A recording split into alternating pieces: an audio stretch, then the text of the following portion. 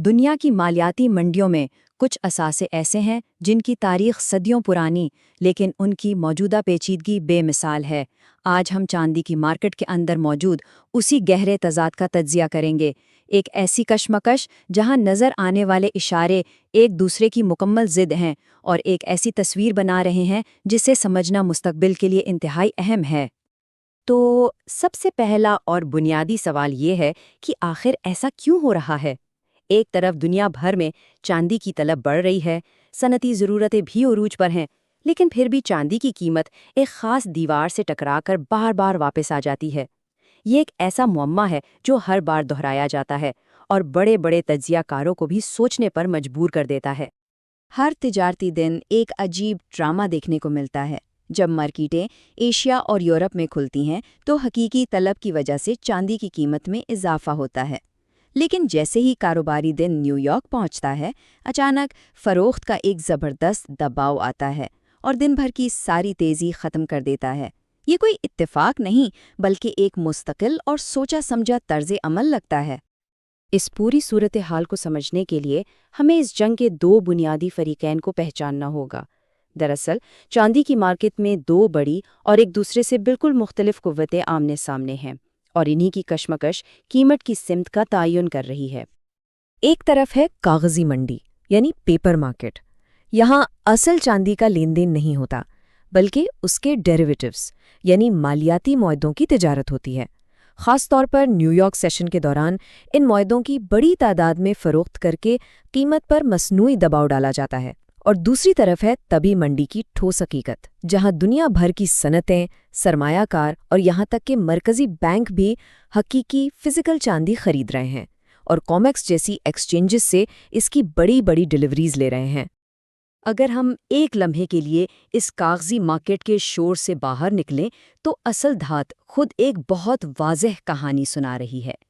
Physical delivery کے جو اعداد و شمار سامنے آ رہے ہیں وہ اس بات کا ثبوت ہیں کہ حقیقی چاندی کی طلب اس وقت ایک غیر معمولی بلکہ تاریخی سطح پر پہنچ چکی ہے۔ ذرا اس عدد پر غور کریں، 14.8 ملین آؤنس۔ یہ فروری کے مہینے میں صرف پہلے 4 کاروباری دنوں کے اندر تبھی ڈیلیوری کے لیے طلب کی گئی چاندی کی مقدار ہے۔ یہ کوئی معمولی رقم نہیں ہے، یہ دنیا کے کئی چھوٹے چاندی پیدا کرنے والے ممالک کی سالانہ پیداوار سے بھی زیادہ ہے۔ اور اس سے بھی زیادہ حیران کن بات یہ ہے کہ مارکیٹ میں موجود ہر ایک فروخت کے معاہدے کے مقابلے میں تقریباً 2.5 خریدار حقیقی چاندی کا مطالبہ کر رہے تھے۔ اس کا مطلب صاف ہے، نئے خریدار مارکیٹ میں صرف قیمت پر سٹہ کھیلنے نہیں آ رہے، بلکہ وہ فوری طور پر اصل فزیکل چاندی اپنے قبضے میں لینا چاہتے ہیں۔ یہ کاغذی تجارت نہیں، یہ حقیقی اثاثے کی دوڑ ہے۔ ایک حالیہ تجزیہ اس صورتحال کو تاریخی تناظر میں کچھ یوں بیان کرتا ہے کہ آج چاندی کی رسد اور طلب کے درمیان جو عدم توازن ہے وہ نہ صرف غیر معمولی ہے، بلکہ ماضی کے 2 بڑے بحرانوں یعنی 2008 کے مالیاتی بحران اور 2011 کی چاندی کی تاریخی تیزی سے بھی کہیں زیادہ شدید ہے۔ اب ہم اس کہانی کے ایک ایسے موڑ پر آتے ہیں جہاں ایک نیا اور انتہائی طاقتور کھلاڑی میدان میں اترنے والا ہے، ایک ایسی حکومتی مداخلت جو اس پوری بازی کو پلٹ سکتی ہے اور مارکیٹ کے تمام پرانے اصولوں کو ہمیشہ کے لیے بدل سکتی ہے۔ حال ہی میں امریکی حکومت نے بین الاقوامی شراکت داروں کے ساتھ مل کر ایک بڑے منصوبے کا اعلان کیا ہے۔ اس منصوبے کے تحت چاندی سمیت دیگر اہم اور اسٹریٹجک معدنیات کے لیے ایک پرائس فلور یعنی قیمت کی کم از کم سرکاری حد قائم کی جائے گی۔ یہ قدم دراصل قومی سلامتی اور صنعتی خود انحصاری کے لیے ان معدنیات کی اہمیت کا اعتراف ہے۔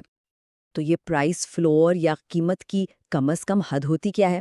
یوں سمجھیں کہ ایک ایسا معاشی نظام ہے جس میں حکومت کسی چیز کی ایک کم سے کم قیمت طے کر دیتی ہے۔ اگر مارکیٹ کی قیمت کسی بھی وجہ سے اس طے شدہ حد سے نیچے گرنے لگے تو حکومت خود خریدار بن کر مارکیٹ میں آ جاتی ہے تاکہ اس چیز کی پیداوار کرنے والوں کو نقصان نہ ہو اور سپلائی جاری رہے۔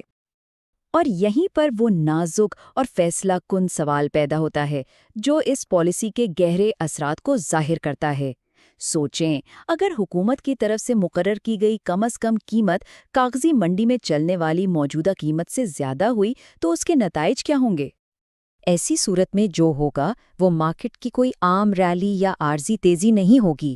نہیں، یہ ایک بنیادی ری پرائسنگ ایونٹ ہوگا، یعنی قیمتوں کی اثر نو تشکیل کا ایک پورا عمل۔ یہ وہ لمحہ ہوگا جب ایک پورے اثاثے کی قدر کا تعین مارکیٹ کے قیاس آرائیوں سے ہٹ کر ایک حکومت کی پالیسی کی بنیاد پر کیا جائے گا۔ تو اب ہم اس تجزیے کے اختتام پر ایک ایسے دوراہے پر کھڑے ہیں جہاں مارکیٹ کی تمام طاقتور قوتیں ایک دوسرے سے ٹکرانے کے لیے بالکل تیار ہیں۔ ایک ایسی غیر یقینی صورتحال پیدا ہو چکی ہے جو آنے والے دنوں کی سمت کا تعین کرے گی۔ خلاصہ یہ ہے کہ ایک طرف نیو یارک کی کاغذی فروخت کا دباؤ ہے، دوسری طرف تاریخ کے بلند ترین طبی طلب ہے۔ اس کے ساتھ ہی پس منظر میں ایک حکومتی پالیسی نافذ ہونے کو ہے۔ دنیا بھر کے مرکزی بینک خاموشی سے اپنی خریداری جاری رکھے ہوئے ہیں، اور عالمی سیاسی تناؤ بھی کم ہونے کا نام نہیں لے رہا۔ یہ تمام عوامل مل کر ایک انتہائی دھماکہ خیز ماحول بنا رہے ہیں۔ اور آخر میں یہی بنیادی سوال باقی رہ جاتا ہے کہ اس آنے والے عظیم ٹکراؤ میں کون جیتے گا؟ کیا کاغذی منڈی کا دہائیوں پرانا مصنوعی دباؤ قائم رہ پائے گا، یا پھر حکومت کی پشت پناہی اور حقیقی طبی طلب کی مشترکہ طاقت اسے ہمیشہ کے لیے توڑ دے گی؟ اس سوال کا جواب چاندی کے مستقبل کی نئی تاریخ لکھے گا۔